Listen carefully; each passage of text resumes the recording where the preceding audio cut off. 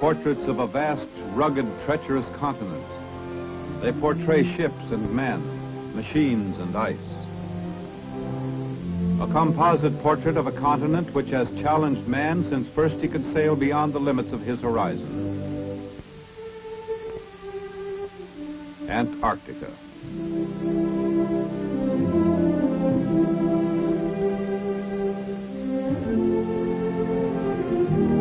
For the seas are as much a part of Antarctica as her highest mountains.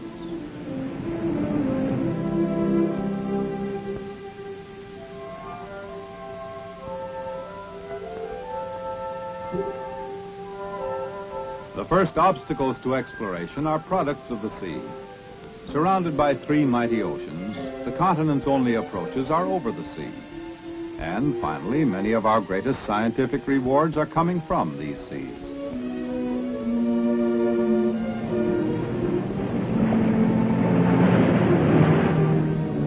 Not only the sea, but the air too plays a vital part in understanding the Antarctic. For here, in this cold, unresisting medium, a modern explorer can transport himself over the continent efficiently and economically. The helicopter uses the Antarctic airspace in its role as a modern-day pathfinder, transporting scientists into the field, as well as searching out leads in the ice. The sea, the air, and of course, the land. Erebus, according to Greek mythology, was the gateway to the underworld, a fitting name for this still active volcano. Landmark in the rugged splendor of Antarctica's vast reaches, from the majesty of mighty mountain ranges to these rocky crags guarding its coastline, Antarctica's land mass sprawls over more than 5 million square miles.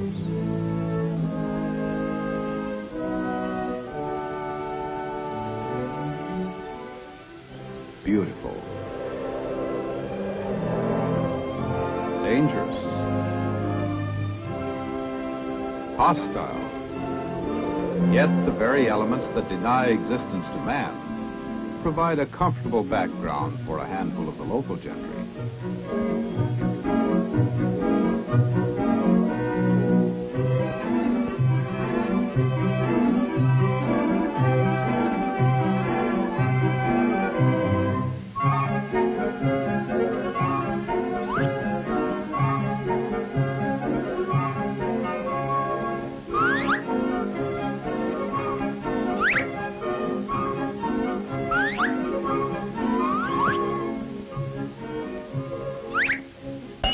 But the portrait of the land is also a portrait of its people.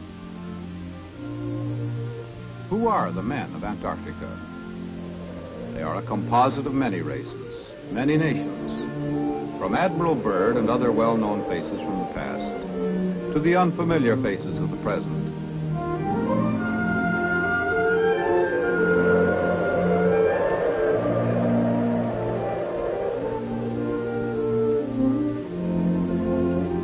In Antarctica today, the name is not the important thing. What is important is what a man is able to contribute to the enormous job at hand. Each job is small, sometimes almost insignificant. But the total of all their efforts spells conquest, a conquest that never ends, that goes on year after year, adding new victories to the successes of the past.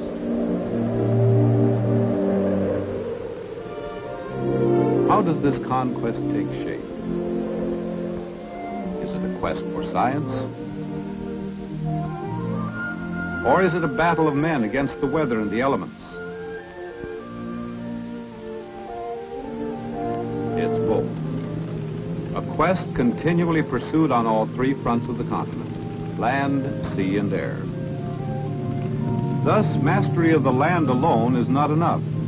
All three environments must be considered, and their respective obstacles overcome. This, then, is the first obstacle. Billions of tons of ice girdle the continent in a belt 100 miles in width.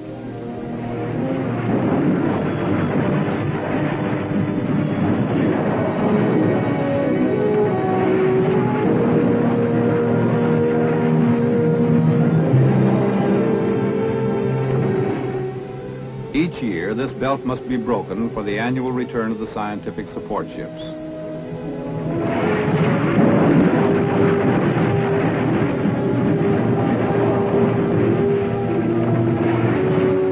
Barrel-hulled Navy and Coast Guard icebreakers undertake the job of carving these annual sea lanes into the continent. Their spoon-shaped bow is designed to ride up on the ice pack and crush down with thousands of tons of force, opening the channels for the cargo ships.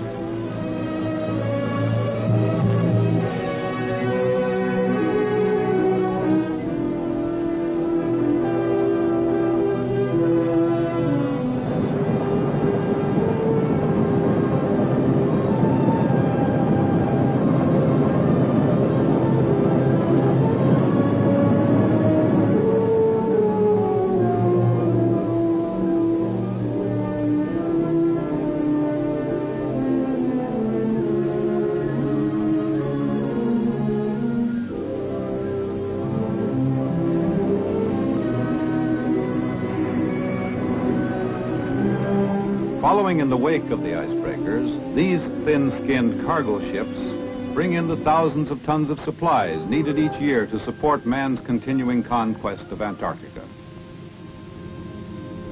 This is the offloading pier, 8 feet of coastal ice at McMurdo Sound. From this thin strip of ice, the Seabees transfer the annual supply of groceries and diesel oil to an inland staging point.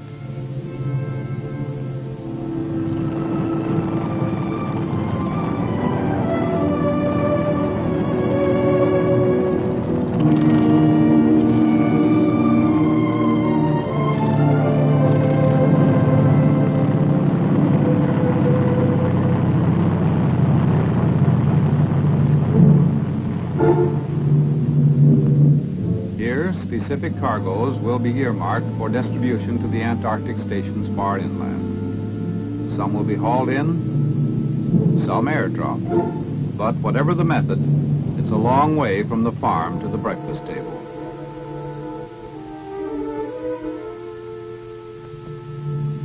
While this section of the coast has been charted and is a familiar landfall to the support ships, there are other coasts, other waters that remain unknown.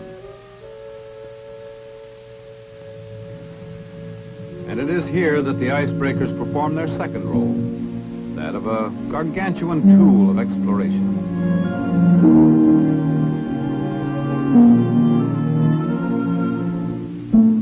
Year after year, the seagoing men of Antarctica chart new coastlines, sound out new waters, and report to the world their day-by-day findings.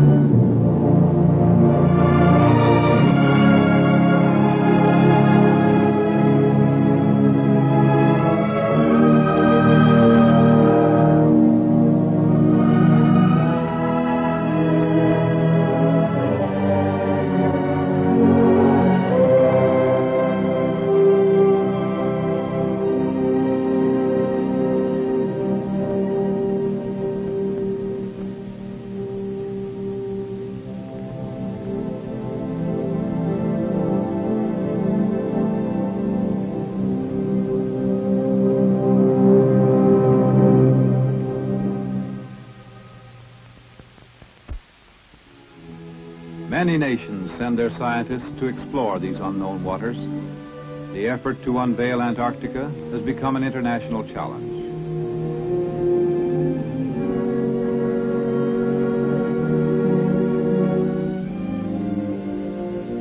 As these men gaze upon these virgin lands for the first time, another sound of conquest is being heard.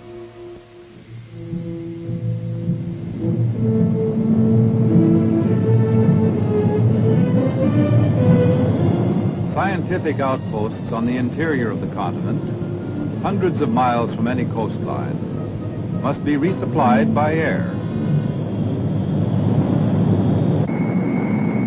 The C-130 Hercules, newest and most versatile addition to the Navy's air fleet, provides an efficient lifeline between the isolated stations and the coastal support base.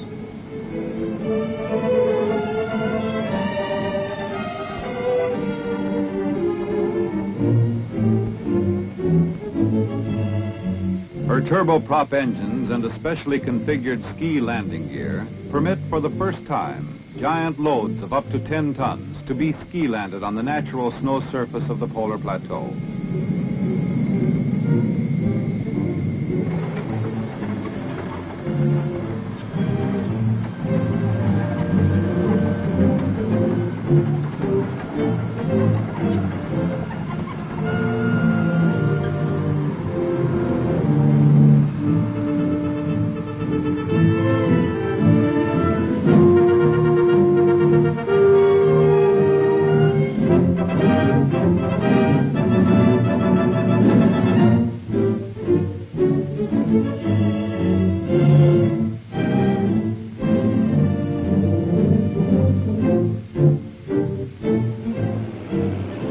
At the same time that the C-130 Hercules delivers bulk loads to the inland stations and camps, additional supplies are airdropped by the Air Force's C-124 Globemaster.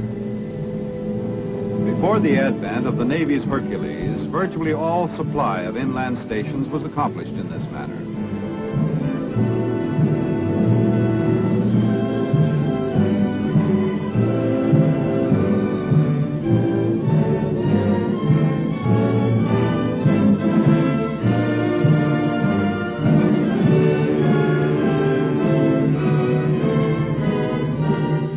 Flying a precision mission is one thing, but getting your plane off the ground is another.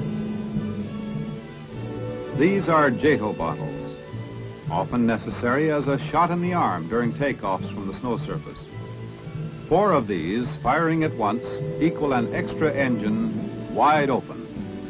One drawback, however, cutting loose with a full JATO firing cycle is almost like using your tail assembly for a rocket launching pad. Taking off is the R-4D, one of the original Antarctic workhorses of the air.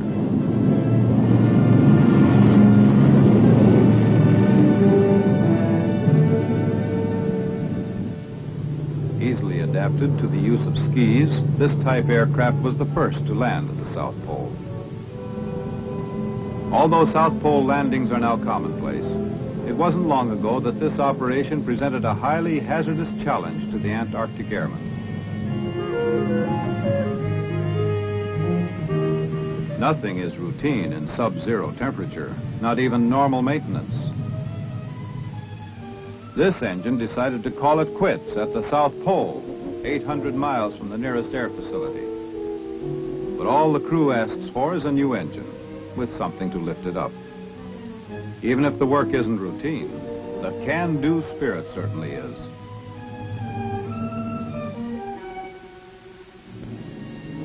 Tying in closely with the conquest of the air is the taming of the land itself. This is a section of the Snow Miller, a Swiss-built milling machine being flown into the construction site of the new bird station.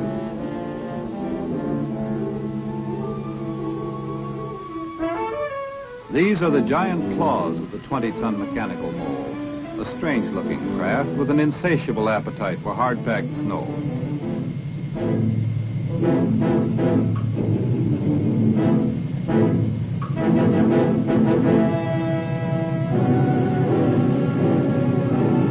Spewing its dinner 2 stories high, the snow miller carves a 4 by 8 foot trench, paving the way for an entirely new type of Antarctic construction.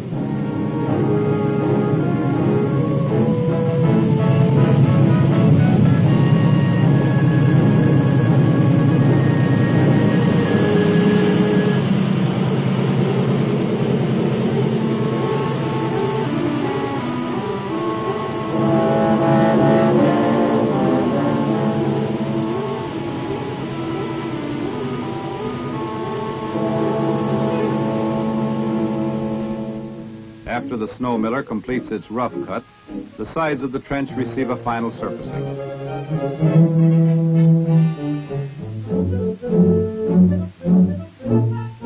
The new bird station, typical of the trend toward permanency, sees its first prefabricated arch swung into place. As fast as the assemblies are installed, new material is flown in on a fast-paced schedule by the versatile C-130s.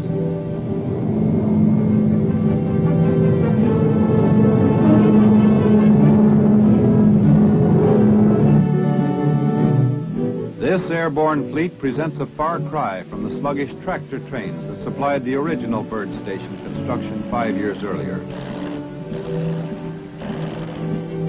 These giant arches will house the final buildings and protect them from the crushing weight of the compact snow.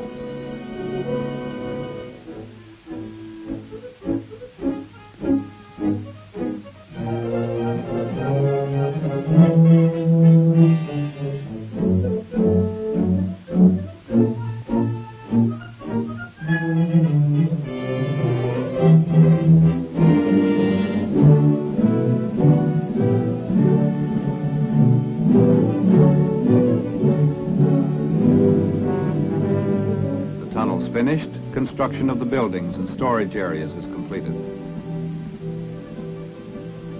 New Byrd, the undersnow station of the future, home of scientific effort in Marie Birdland, occupied today. And at the same time, Navy men burrow under the snow. Ground is broken at McMurdo Sound for the construction of Antarctica's first nuclear power station.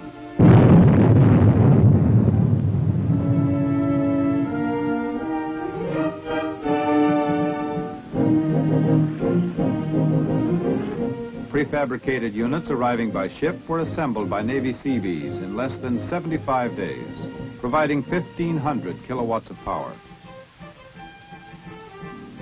Permanency, too, in communications, as this 110-foot rhombic antenna joins the complex communication and weather network across the land. No longer dependent upon inadequate radio facilities, Antarctica's far-flung outposts are now tied together with the latest of today's electronic systems. But conquest of the land is much more than a permanent foothold on the ice. Its sound can be heard far inland as men of Antarctica take to their vehicles, such as this one equipped with an electronic crevasse detector. Always on the move, they search for the uncharted mountain or the safe trail through the crevasse fields. Navigating 1,000 miles of uncharted ice cap is no mean task, but such is the goal set for the 8 to 10-man parties of the scientific traverses. Such treks keep the men isolated in the loneliness of bleak, windswept hinterlands for 3 to 4 months.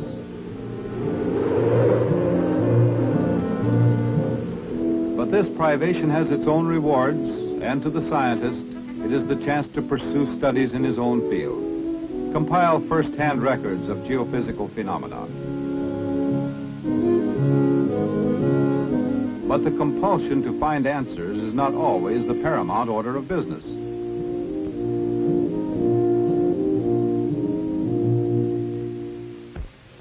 Sometimes academic progress is overshadowed by the simple need for survival.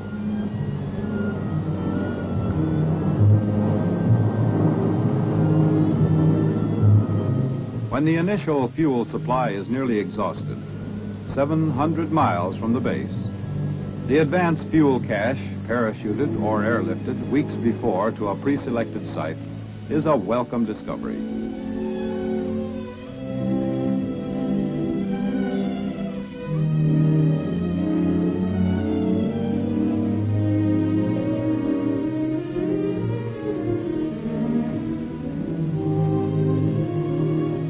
Less welcome is this food cache, Antarctica's version of a turnpike drive-in.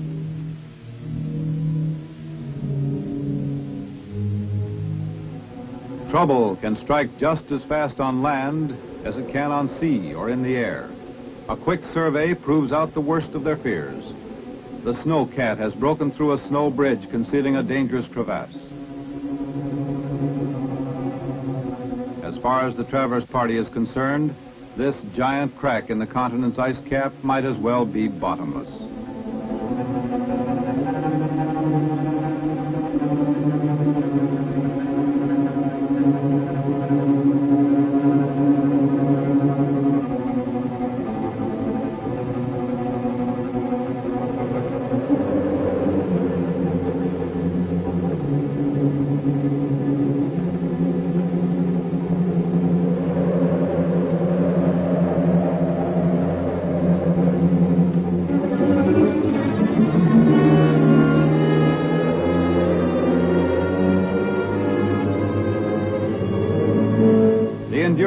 fortitude and can-do spirit of the old breed of Antarctic explorer are by no means forgotten assets.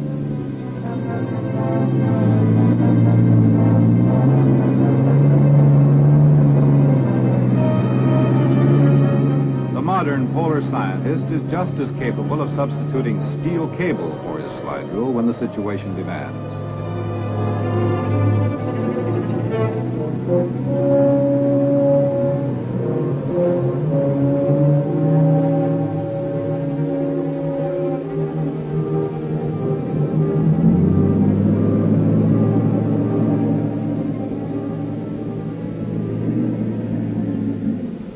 Another round one, and the expedition moves on.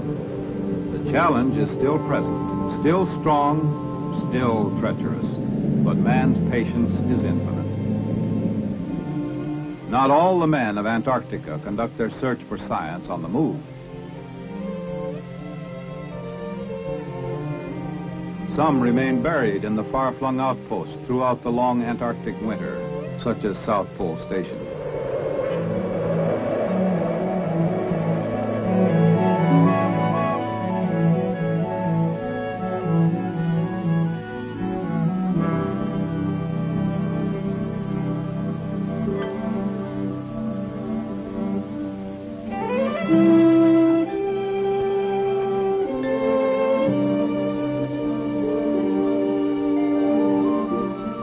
Here they gather data on a wide variety of geophysical subjects, obtaining knowledge of our Earth from an analysis of ice cores revealing hundreds of years of Antarctica's history, or the drift of a radiosonde balloon.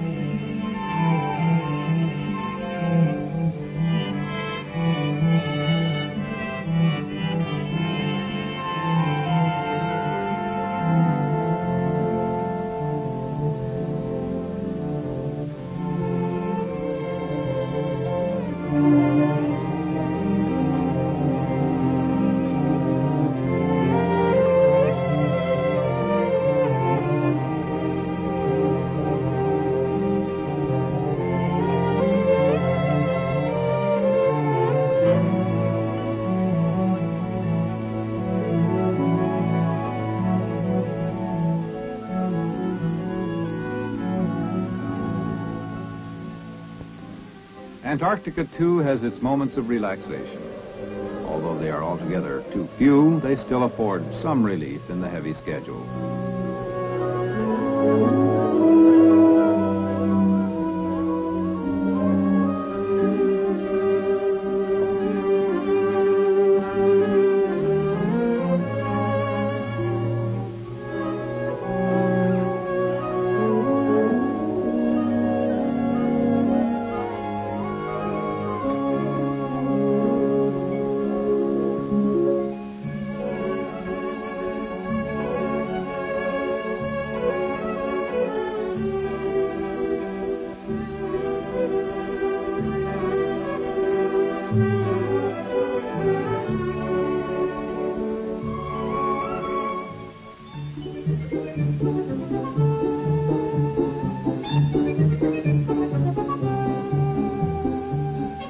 Through ham radio stations at each one of the outposts, Navy men and scientists are able to talk to their families at home throughout the lonely months of isolation.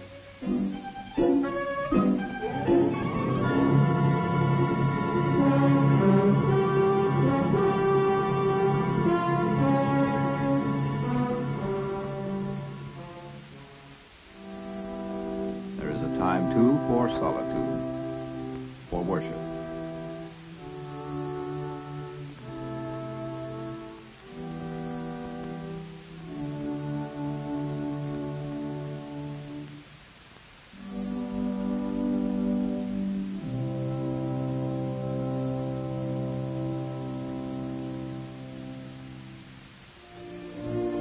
The sleeping continent is awakening, slowly at first, but with ever-gathering momentum.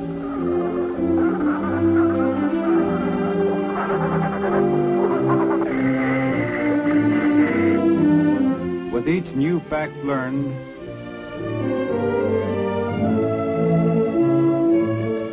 with each new mile of coastline charted, Antarctica comes more and more into focus. A continent of untapped scientific secrets, concealing a vast food supply in her waters, holding the key to the source of much of the world's weather.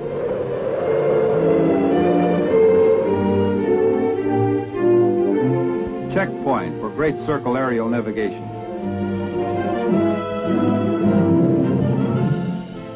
This is the portrait of Antarctica, the ever-changing portrait. And as she gives up the secrets held in her waters, in her skies, and in her landmass, man's stockpile of knowledge grows larger. For the sum of Antarctica's secrets is but one piece in the greater puzzle that challenges man on all corners of the universe.